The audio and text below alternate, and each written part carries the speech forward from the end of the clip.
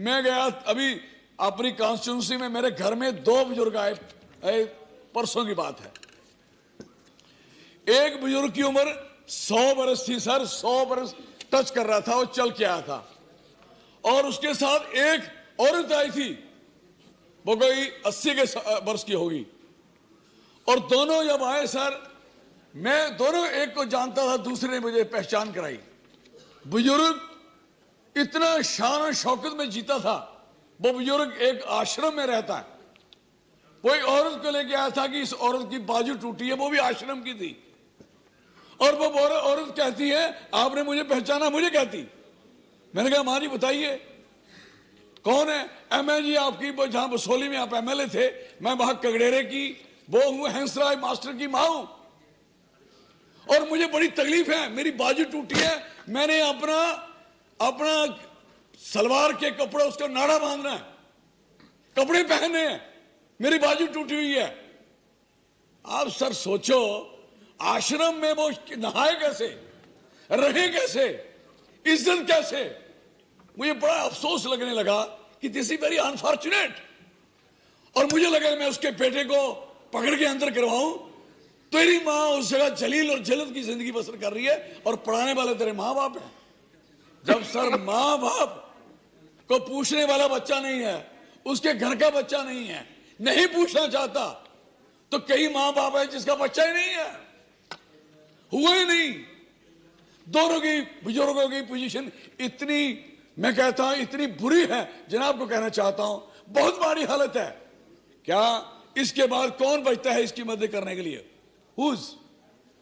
सरकार, गवर्नमेंट्स, सरकारें, उनकी जिम्मेवारी बनती है कि क्या कोई बुजुर्ग इतनी इनसिक्योर जिंदगी जी रहा है, सोशल सिक्योरिटी नाम की चीज नहीं है, और इतनी जिल्लत की जिंदगी जी रहा, कैसे जिया जाएगा? वो हट्टा कट्टा था तो सारे उसके पीछे भागते थे, जब कमजोर हो गया तो कुछ पूछने वाला नहीं। वही मां बाप, एक दिन मैं आपको बताना चाहता हूं, when I was minister, health and medical education minister, एक डॉक्टर मेरे पास आया। डॉक्टर कहता सर मेरे मां बाप बुजुर्ग हैं। मां बाप पहले पढ़ाते हैं, उसे नौकरी कराते हैं, जब वो बूढ़े होते हैं, जब उसकी बच्चे की ट्रांसफर कहीं 8 जगह पे होती है तो क्या बोलता है अब मिनिस्टर के पास, सरकार के पास, सर मेरे मां बाप बूढ़े हैं जनाब, उनके लिए ट्रांसफर करो, मर जाएंगे वो। तो मैंने कहा हाँ मैं जरूर तेरी ट्रांसफर करूंगा। शाम को सर मेरी आदत थी, मैं उसका एड्रेस लेकर उसके घर ही पहुंच गया। मैं उसके घर गया सर, उसके मां बाप के नीचे जो बिस्तर था वो थी, टाट डाले थे, टाट, और उसके ऊपर कपड़ा कंबली लेने की जगह नहीं थी। क्या मैंने देखा, और मां बाप के नाम पे, उसके नाम पे ट्रांसफर करवाने के चक्कर में है, लेकिन मां बाप की इज्जत करने के तैयार नहीं है। मैंने तो उस डॉक्टर को कहां का कहां पहुंचाया, ये मेरा जिम्मेवारी। लेकिन सवाल है कि मां बाप के नाम पे दरखास्तें आती, चिट्ठियां आती हैं लोगों के ऑफिस में, दफ्तरों में आती हैं। मां बाप बीमार भी ना हो तो बीमार लिखते हैं, अगर वो 70 साल के 90 के लिखते हैं, उनको लिखते हैं इनको शुगर है, हाइपरटेंशन है, इनको प्रॉब्लम है, ये पागल है, मेंटल है। मां बाप के नाम को इतना बुरा लफ्ज इस्तेमाल करते हैं, आप सोच ही नहीं सकते। इतनी जलील जिंदगी हो गई है, हमारा कल्चर इतना गिरावट में आ चुका है सर। इस समय सरकारों को फैसले करने होंगे। अगर सरकारें फैसले नहीं करेंगी, सरकारों ने क्या फैसला किया, 150 रुपया दे दो, 200 रुपया पेंशन दे दो, 250 रुपया दे दो, 500 रुपया दे दो। मुझे बताइए, जब आदमी बुजुर्ग होता है, उसके पास पैसे नहीं होते, वो बीमार भी होता है, कमजोर भी होता है, उसका कपड़ा कहां से आना, 500 रुपए में, 200 रुपए में, उसकी दवाई कौन लेके देगा, बीमार है, कौन देगा, कहां से देगा, कौन जिम्मेवार है उसका, कोई नहीं है। मां बाप, आप तो सारे पॉलिटिशियन हो, you all are aware about that. आपके घरों में रश होता होगा बुजुर्गों का, माताओं और बहनों का। जो बड़े बड़े बुजुर्ग हमारे घरों में घूमते हैं, हमारे घरों में शर्म आती है। और मैं आपको बताना चाहता हूं, 4 साल तो मेरी स्टेट में हो गया, 4 साल तक अभी तक पेंशन ही कोई नहीं लगी, 4 साल से नहीं पेंशन नहीं लगी, बुजुर्ग नहीं हुए। जो पहले बुजुर्ग थे, जो मर भी गए, और पेंशन की आस में नहीं हो पाया। मुझे अफसोस है, हम लोग जवानी के दिनों में, मैं हूं या कोई हो, दिमाग आसमान पे चढ़ा है। यह बुजुर्ग का दिमाग जमीन चाट रहा है घर घर में। वो बुजुर्ग कितनी ठाड़ बाड़ वाला आदमी, कितनी पगड़ी पहन वाला आदमी, कितनी जल्द की जिंदगी जी रहा है, फटे कपड़े लिबास में घूम रहा है। वो औरत जो इतने अच्छे कपड़े पहना करती थी, वही औरत आज इतनी फटी चप्पलें, फटे कपड़े पहने हुई, चिथड़े पहने घूम रही है। और सोते कहां सर? कभी नोट करना, मेजॉरिटी में बुजुर्गों का कोई बेडरूम नहीं होता, मेजॉरिटी में बुजुर्गों का कोई कमरा सोने के लिए नहीं होता। बुजुर्गों का सोने का कमरा क्या है? बरांडा होता है। बरांडे से बाहर होता है, खांसता है, थूकता है, बोलता है, चिकाता है, शाम को तंग करता है, नींद सोने नहीं देता। शर्म की बात है। This shame for me peoples. मैं जनाब को कहना चाहता हूं, सरकारें दम रखें, सरकारें चलानी हो तो ये समझ होनी चाहिए सोसाइटी कहां इनसिक्योर है। यहां मिलिटेंसी में सबसे बड़ी मिलिटेंसी का शिकार तो बुजुर्ग हो रहे हैं इस देश के, सबसे जलील जिंदगी जी रहे हैं। मुझे अमेरिका जाने का मौका मिला, मुझे किसी ने कहा वो कसिनो जरूर देखना, मैं देखने गया। चला मैंने कोई 80 का, कोई 90 वर्ष का, कोई 85 वर्ष का, मैंने बुजुर्ग और बुजुर्ग औरतें और मर्द देखे, बाकर पे, छड़ी पे, और ऐसे चल रहे हैं गाड़ी पे। वो बुजुर्ग करके रहे हैं जुआ खेल रहे, जुआ, देयर एंजॉयिंग द लाइफ। और हमारा बुजुर्ग रोटी मांग रहा है, हमारा बुजुर्ग कपड़ा मांग रहा है, बहन जी कपड़ा मांग रहा है, और हमारा बुजुर्ग फटाफटी चिर घूम रहा है। शर्म है, शर्म, दम है। मैं कहना चाहता हूं, एक बड़े अफसोस की बात है कि एक पेंशन नहीं दे सके हम बुजुर्गों को।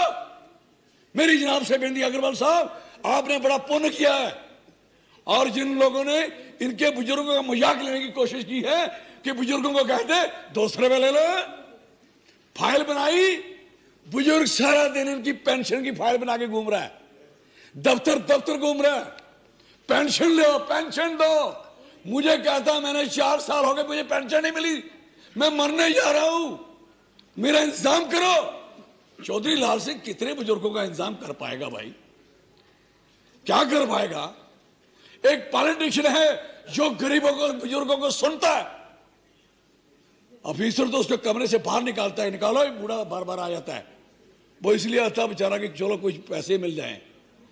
तकलीफ में है। मेरी जनाब से विनती है, सरकार हिम्मत करे, कोई बुजुर्ग को पेंशन, उसकी रोजी रोटी का इंतजाम करे। सरकार कम से कम भी एक बुजुर्ग को 2000 रुपया, 5000 से कम पैसे ना दे महीने के। और बुजुर्ग की ये ना देखे ये बीपीएल है या एपीएल है, बुजुर्ग है, चाहे वो माँ है, चाहे वो बाप है, चाहे वो दादा है, बाबा है, जो भी बुजुर्ग है सर, उस बुजुर्ग को गवर्नमेंट ने without any caste, colour, creed, without any APL, BPL, without any rich, उस गरीब को पेंशन लगनी चाहिए। और बुजुर्ग पेंशन ले ना ले उसकी चॉइस है, लेकिन उसको एक क्या फाइल, तेरा बीपीएल है, बेटों को पूछते अभी तू 40 वर्ष की नहीं हुई है, 50 की नहीं हुई है। जब विधवा हो जाती है, 2 बच्चे 4 बच्चे गोद में लिए हैं, मैं देखता हूं, हैरान होता हूं। जब विधवा हो गई तो उसके आगे क्वेश्चन क्या बना कि वो विधवा होने के बाद अमीर होगी क्या, घर वाला चला गया, बच्चे पालने, कैसे पाल ले। कल मैं किसी की पंची कर रहा था सर, मैं हैरान हूं, करोड़ोंपति आदमी है, उसके वो एक बहू रह गई और पोता पोती है, उनके पैसे गिने जा रहे हैं, देने कितने हैं। वो कह रही मेरे बच्चों को पढ़ाओ, मेरे बच्चों को एजुकेशन दो, कोई सिक्योरिटी नहीं है। क्या फिलॉसफी मारते हम लोग, बड़े पॉलिटिशियन हैं, बड़ी भारी सरकारें हैं हमारी, कोई रीजनल सरकार दिखाता, कोई इलाके की दिखाता है, कोई सेंट्रल गवर्नमेंट ऑफ इंडिया है, बड़े भारी दिमागी लोग बैठे हैं हम सारे, इतना ब्रेन है हमारा कि हम बुजुर्गों को तरसने के लिए बाजार में घुमा रहे हैं। मेरी जनाब से विनती है कि एक डिसीजन होना चाहिए, इस पे फैसला होना चाहिए कि बुजुर्ग का इंतजाम हो, उसकी रोजी, उसकी रोटी, उसका निर्वाह होना चाहिए, उसके बच्चे रखते हैं, या सरकार में दम होना चाहिए कि जो बच्चे अच्छे भले हैं और बच्चों को मां बाप को नहीं रख रहे। और सर एक बड़े अफसोस की बात है, जब एक बाप दादा अपने बच्चे का वो चुम्मी नहीं ले सकता, किस नहीं कर सकता, दिस पोजीशन, तरस रहा है कि मैं पोते को गले में लगाऊं, तरस रहा अपनी पोती को गले लगाऊं, पोती पोते को वो बेचारा आश्रम में बिठाया हुआ है और रो रहा है। उस समय वो जीना चाहता था कि मैं अपने पोतों से बच्चों से मिलूं। क्या है नॉनसेंस जे? कौन पूछेगा इस चीज को, कौन करेगा इसके लिए? मैं ये कहना चाहता हूं, अगर किसी मैदान में मंत्री साहब बैठे हैं, मैं मंत्री साहब को कहूंगा इस चीज पे गौर करें। कोई एमपी नहीं है, कोई मेंबर ऑफ पार्लियामेंट नहीं है, कोई आपकी सपोर्ट ना करे, कोई आदमी ये बात करके देखे, दुनिया पूछेगी, उसकी इज्जत करेगी, रिस्पेक्ट करेगी। अगर आप नहीं करोगे तो दुनिया कहेगी कई मंत्री आए, कई चले गए, ऐसे बकवास लिखा बाहर, फलाना मिनिस्टर, फलाना अफसर, और देता क्या कुछ बड़ी गपोड़ सैंक थोड़ी बढ़ना। प्लान करिए, डू द प्लान, जो हमारी गलतियां उसको ठीक करिए और इन बुजुर्गों का ख्याल करिए। बड़ी मेहरबानी, शुक्रिया, धन्यवाद, जय हिंद। श्री मगनीलाल मंडोल।